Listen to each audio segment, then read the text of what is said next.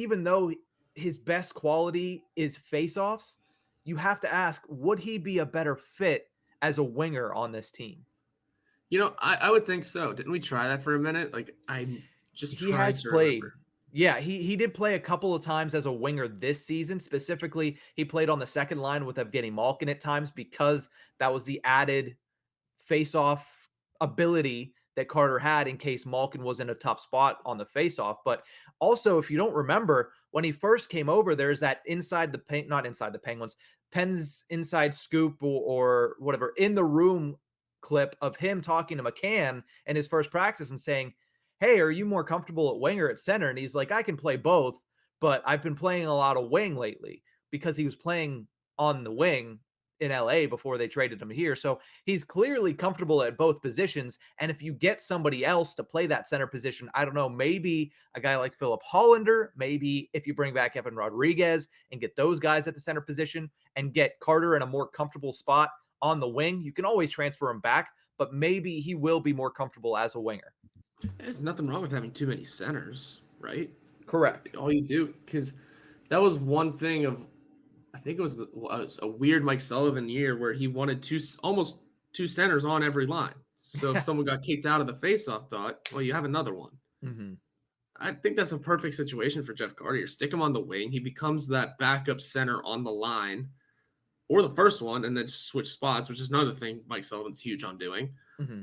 It's not a totally awful idea. Again, if that's what he's really best for, sure, I guess. Because again, you look at the numbers and you say, all right, that's not terrible. Yeah. It's just a hard situation because again, he's older.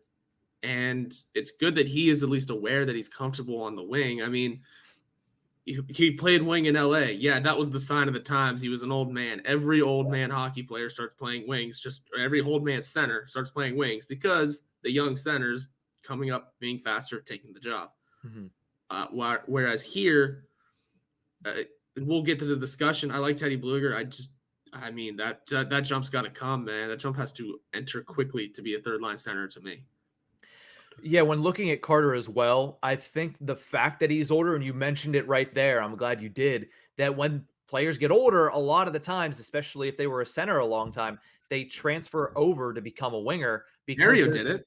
It was a yeah. different situation. I mean, they formed one of the most lethal lines in hockey, but Yeah. he did it to Yeah. help the team. And here's the thing with Carter too, if you look at the actual position and the responsibilities of center versus wing, and I know a lot of people are like, they're not that different, but there is a lot less responsibilities as a winger, specifically in Mike Sullivan's system. Defensively, there's a lot less responsibilities for wingers than there are for centers. So if you're going to be able to go out and make him a winger and give him less responsibility, maybe you don't see as many valleys as we saw in the 2021-22 season. Maybe he's able to play a little bit more consistently because there's not as much thrust upon his shoulders as if he were to be the third line center. Or, I mean, we don't know as of right now. He technically slots in as the second line center on this team. Yeah, that's the scarier part. He's a good player. It was not fun watching him be second line center earlier in the season. As a matter of fact, if he wasn't, he could have been first. No, Jeff Carter's one that got hurt. That's why we had first line center Evan Rodriguez, because we thought it was gonna be Teddy Bluger, which could have been hysterical, but Evan Rodriguez was funnier. And I don't know. These are guys you don't want going down.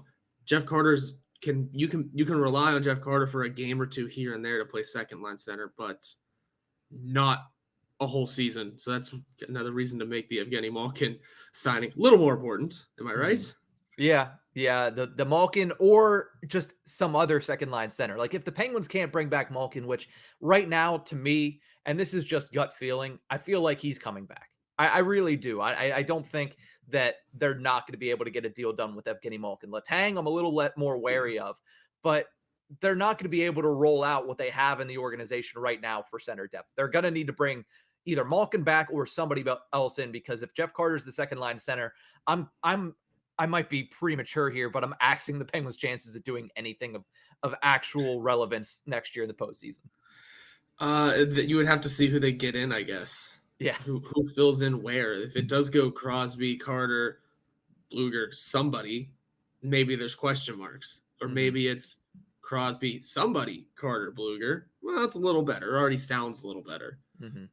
I mean, sure, I'm out here placing orders on things that I don't like normally placing orders on, and that is our lineup and what lines they on. Mike Sullivan tries to not do that either until it becomes blatantly obvious that I your was about first to line is say, your first line, your yeah, second line is your second line, that maybe third, and your third line might get deployed less than the fourth line. So I don't know. It's fun stuff to talk about though, because this offseason's been kind of boring so far, but it's only been 2.5 weeks, the 3 weeks season's now. still going on. Yeah, it's been 3 weeks actually to the day.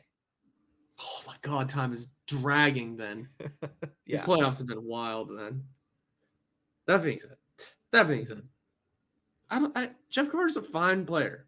It'd be yeah, much better if he could be the fourth line center. It would yeah. be. And that's honestly, that's where I think he's best utilized. I think we'll get into the Teddy Bluger discussion in the second segment of this show and whether or not he can make that jump. But I think he is, and we'll get to it. But when you look at Carter, even if you put him at that fourth line center and something happens to Malkin or whoever else you have at 2C, Carter can fill in a pinch. He can play second line center for a handful of games, and that'll be fine. But realistically, I think he's perfectly typecast for the Matt Cullen role on this team. And I know that it gets annoying, and I know that it gets frustrating when all we do is go back to those Stanley Cup teams and try to repeat the formula.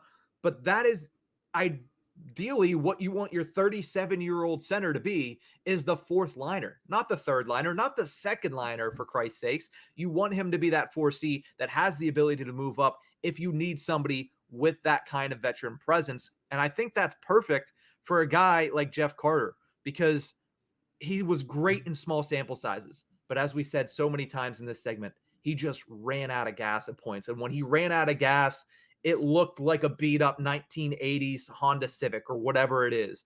It did not look good when he ran out of gas. So the best part, we try to keep him moving along there. The idiot light might be on for those of you that are old enough to remember what the idiot light was. The idiot light might be on, but you got to keep him with some gas in the tank. The best move to me is put him at fourth line center, but I also don't hate the idea of him at wing. No, I don't hate it either.